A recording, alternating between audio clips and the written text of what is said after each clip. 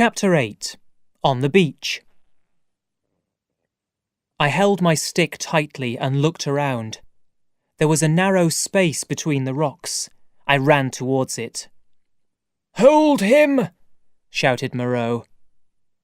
The animal people moved towards me. I pushed into one man's shoulder and he fell against one of his friends. I used my stick on a third as he tried to catch my legs. Then I ran as fast as I could, up between the rocks and into the forest. I could hear cries of, "Catch him! Hold him!" behind me.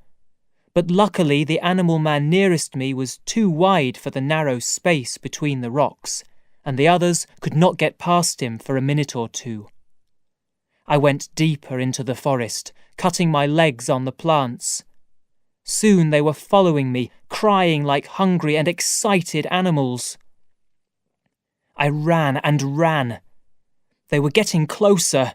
Finally, shaking with fear, I turned sharply to the right.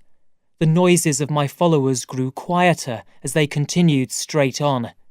For a short time, I was safe. But I knew now that the animal people were as dangerous as Moreau and Montgomery. I could not ask them for protection.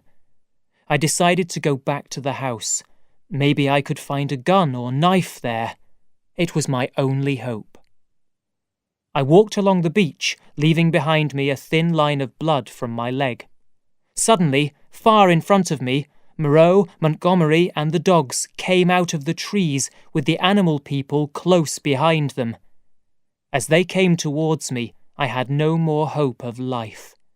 But I could still choose something better than the pain of Moreau's laboratory. I walked straight into the sea.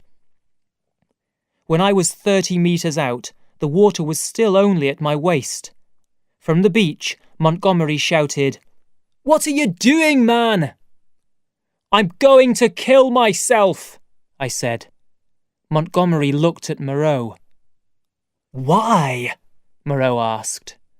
"Because it's better to be dead than one of your experiments." "I told you," Montgomery said to Moreau. "Why do you think that you'll be one of my experiments?" asked Moreau. "I saw him in your laboratory, and those animal people, they—" "Stop," said Moreau. The animal men were listening to us from the tree line. "I won't stop," I cried. "Those poor people! They were men, but you've changed them. You've turned them into animals! Monsters!" Montgomery looked very worried. "Stop that, Prendick! Please, man, stop!" The animal people looked at me strangely. They moved closer to hear me better. "Listen to me for a minute," said Moreau. "But in Latin. I hope you learnt it at school."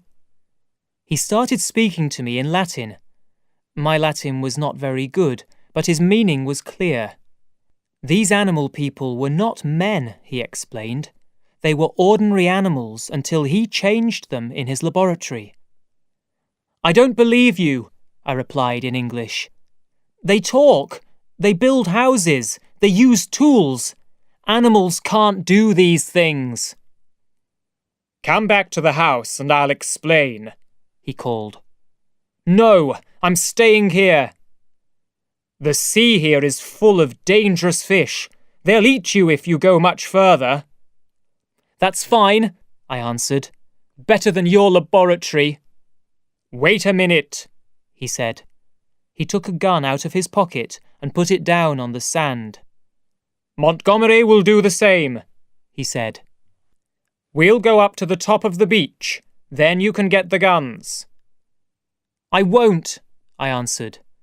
"You've probably got a third gun somewhere."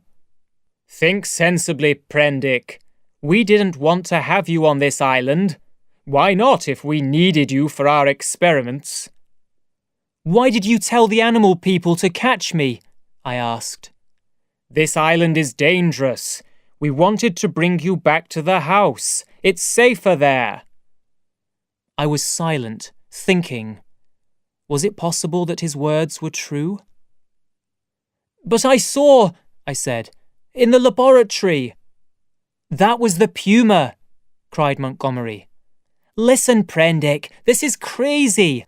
Come out of the water, pick up the guns and talk. I was still afraid of Moreau, but Montgomery seemed an ordinary, honest kind of man.